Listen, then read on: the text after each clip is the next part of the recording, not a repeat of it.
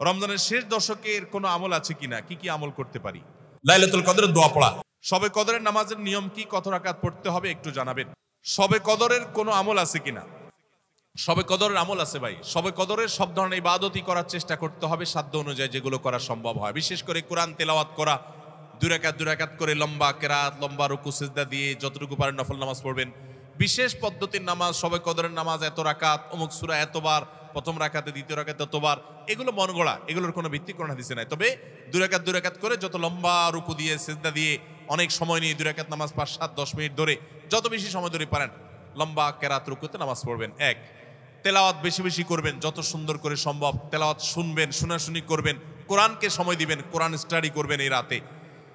আর বিশেষ করে একটা দোয়া আম্মাদান আয়েশাকে রাদিয়াল্লাহু তাআলা আনহাকে নবী করিম সাল্লাল্লাহু আলাইহি ওয়াসাল্লাম শিক্ষা দিয়েছেন, আল্লাহুম্মা ইন্নাকা আফুউন তুহিব্বুল আফওয়া ফাআফু আন্নী। আল্লাহ আপনি ক্ষমাশীল, ক্ষমাকে ভালোবাসেন, আপনি আমাকে ক্ষমা করুন।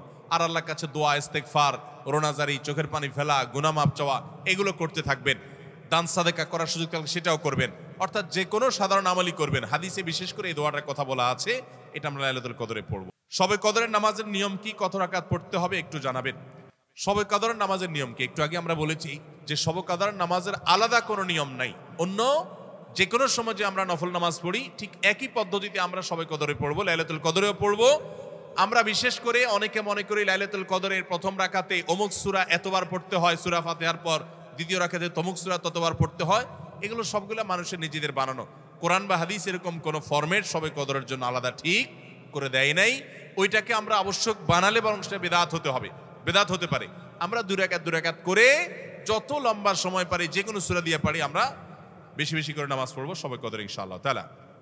লাইলাতুল কদর তালাশ করা। নবী করিম সাল্লাল্লাহু আলাইহি ওয়াসাল্লাম বলেছেন, তাহাররাউ লাইলাতুল কদর ফিল বিত্রি মিনাল আশরিল আওয়াখির মিন রমাদান।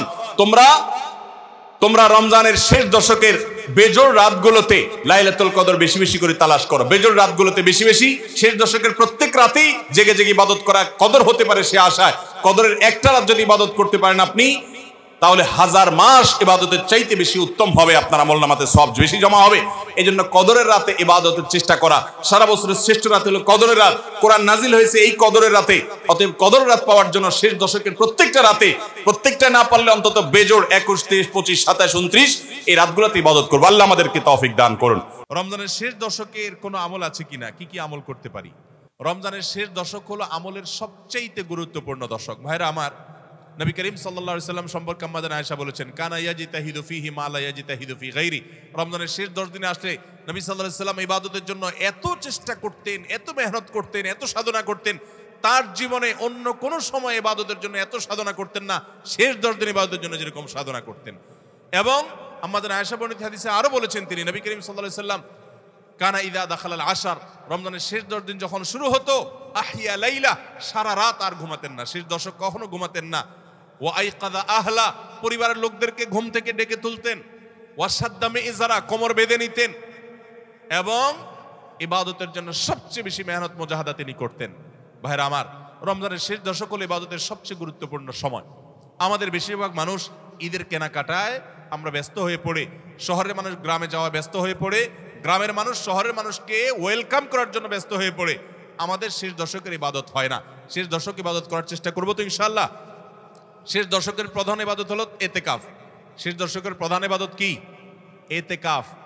এতেকাফ করার চেষ্টা করবেন। আমরা শেষের দিকে সেই এতেকাফের কথা বলি, তখন আপনারা এটার ফজিলত বুঝেন না। নবী করিম সাল্লাল্লাহু আলাইহি সাল্লাম রমজান রোজা 3য় হিজরিতে ফরজ হয়েছে, তার ওয়াফাত পর্যন্ত কোনো বছর শেষ দশকের এতেকাফ ছাড়েন নাই, মসজিদে এতেকাফ করছেন। যুবকরা এতেকাফ করবেন তো ইনশাআল্লাহ। 3টা ইবাদতের স্বাদ নগদ পাওয়া যায়, আমি কোরআন হাদিসের আলোকে আমার অভিজ্ঞতার মিশেলে আমি জানাচ্ছি। এর মধ্যে একটা হলো লম্বা সময় নিয়ে যদি সিজদা দিতে পারেন, বিশেষ করে তাহাজ্জুদে, তো দেখবেন এটার স্বাদ আপনি অনুভব করবেন। আর দ্বিতীয়টা হলো এতেকাফ। এতেকাফ রমজানের শেষ দশক যদি মসজিদে বসে যেতে পারেন, গাঠি বুসকা নিয়ে, কিচ্ছু করতে পারেন না, শুধু বসে গেছেন মসজিদে 10টা দিন, আপনার ফিল হবে যে আপনি আল্লাহ তাআলার চৌকাঠে এসে পড়েছেন। এতেকাফের মজা যারা একবার পায় তাদেরকে এটা থেকে দূরে সরা রাখা যায় না। আর 3 নম্বর হলো আরাফাতের ময়দানের দোয়া। এটাতে যে স্বাদ, এই 3টা স্বাদ যে পাইছে, সেই স্বাদগুলো কখনো আর ছাড়তে চায় না। আল্লাহ আমাদের সবাইকে ইতিকাফ করার তৌফিক নসিব করুন।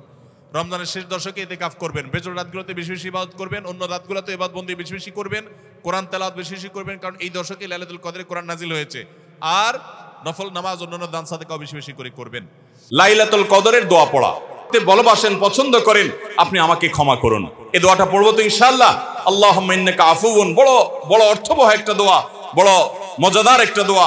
আল্লাহুম্মা ইন্নাকা আফুউন, আল্লাহ আপনি তো ক্ষমাশীল, তুহিব্বুল আফওয়া, ক্ষমা করতে পছন্দ করেন, ফাফু আন্নী, অতএব আমাকে ক্ষমা করেন। রমজানের শেষে ঈদের চাঁদ দেখা যাওয়ার পর অথবা ঈদের চাঁদ দেখা যাওয়ার একদিন আগেও করা যায় ফিতরা আদায় করা, গরিবদের বাসায় খাদ্য পৌঁছে দেওয়া। এটা কেন করব? নবী করিম সাল্লাল্লাহু আলাইহি সাল্লাম বলেছেন, যাকাতুল ফিত্রে তুহরাতান লিস-সাইমি আনিল লাগবি ওয়ার রাফাস ওয়া তু'মাতান লিল মাসাকিন।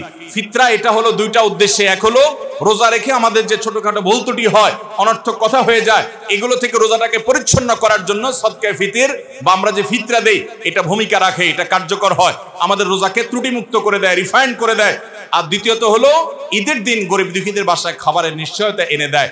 এই জন্য রমজানের শেষ আমল হবে যেটা দিয়ে রমজানকে আমরা বিদায় দিব, সেটা হলো ফিতরা দেওয়া, ফিতরার আমল করা। এটা আমরা সবাই, পরিবারের যত লোক আছে, রোজা থাকুক কিংবা ছোট বাচ্চা হোক, সবার তরফ থেকে একজন করে মিসকিনকে পুরো দিনের খাবার আমরা দিয়ে দিব, চেষ্টা করবো তো ইনশাআল্লাহ। তখন একটু তাহাজ্জুদের নামাজ পড়া, একটু দোয়া করা, এই সুযোগটা 11 মাস আমাদের হয় না। তাহাজ্জুদের নামাজ এত গুরুত্বপূর্ণ যে কোরআনে কারিমে আল্লাহ রাব্বুল আলামিন এই নফল আমলের নির্দেশ করেছেন, অমিনাল লাইলি ফাতাহাজ্জাদ বিহি নাফিলাতাল লাক, রাতের কিছু অংশ নফল হিসাবে তুমি তাহাজ্জুদ পড়ো। ভাইরা আমার, 5 ওয়াক্ত নামাজের জন্য ডাকে মুয়াজ্জিন আজানের মাধ্যমে, আর তাহাজ্জুদের জন্য ডাকেন স্বয়ং আল্লাহ রাব্বুল আলামিন। আমরা সবাই হাদিস জানি, নবী করিম সাল্লাল্লাহু আলাইহি সাল্লাম বলেছেন যে রাতের শেষ প্রহর যখন হয়, আল্লাহ দুনিয়ার আসমানে এসে ডেকে ডেকে বান্দাদেরকে বলেন, আলা মিন মুস্তাগফিরিন ফাগফিরাল্লাহ, আছো যে তোমরা কেউ ক্ষমা চাইবা, আমি ক্ষমা করব। অফার নিয়ে আল্লাহ নিজে ডাকেন, আল্লাহ নিজে আহ্বান করেন। এই জন্য ভাইরা আমার, তাহাজ্জুদের নামাজ 12 মাস আমরা পড়তে পারি, 11 মাস আমরা পড়তে পারি না, কারণ আমাদের কাজে কামে ব্যস্ততা, রাতে দেরিতে শোয়ার বদভ্যাস, আমরা চাইলেও তাহাজ্জুদ পড়তে পারি না, ফজর পড়তেই কষ্ট হয় অনেকের। কিন্তু রমজান মাসে তো সাহরি খেতে আপনি উঠেন, আপনি এটা চেষ্টা করলে 10টা মিনিট সময় বের করেন, সাহরি খাওয়ার পরে বা আগে 10টা মিনিট নিরিবিলি 2-4 রাকাত নামাজ পড়েন, সময় নিয়ে আস্তে আস্তে ধীরে ধীরে সিজদা গিয়ে একটু চোখের পানি ফেলেন, একটু দোয়া করেন, মনের চাওয়াগুলো নিবেদন করেন। এই সুযোগটা রমজানে বিশাল বড় সুযোগ, আমরা অনেকেই এটা মিস করি, শুধু সাহরি খেয়ে আমরা সময় পার করি। আমাদের অনেক যুবকরা, অনেক তরুণরা আজকাল সাহরি পার্টি বের করেছে। ভোর রাতে যখন দোয়া কবুল হয়, এই সময়টাতে কপাল পোড়ারা রেস্টুরেন্টে গিয়ে সাহরি পার্টি করে, আনন্দ উৎসব করে, ফুর্তি করে। এটা কোনো এনজয় করার সময় নয়, এটা কাদার সময়, এটা সেজদা পড়ার সময়, এটা রেস্টুরেন্টে যাওয়ার সময় নয়, এটা আলো ঝলমলে করে রেস্টুরেন্টে বসার সময় নয়, এটা আলো আধারিতে আল্লাহর কাছে, রবের কাছে ফরিয়াদ করার সময়। আল্লাহ আমাদেরকে বুঝার তৌফিক দান করুন। ভাইরা আমার, তাহলে রমজানের 20 নম্বর আমল হলো তাহাজ্জুদের নামাজ সাহরিতে উঠলে আমরা একটু পড়বো এবং একটু একটু দোয়া করব, চেষ্টা করবো তো ইনশাআল্লাহ। ভোর রাতের দোয়া 24 ঘন্টার ভিতরে সবচেয়ে মূল্যবান দোয়া, আল্লাহর সবচেয়ে নিকটে যে বান্দা দোয়া করতে পারে ভোর রাতে তাহাজ্জুদের সময়, এই সুযোগটা রমজানে তৈরি হয়। আমরা সবাই এই সুযোগটা গ্রহণ করবো। 20 নম্বর আমল,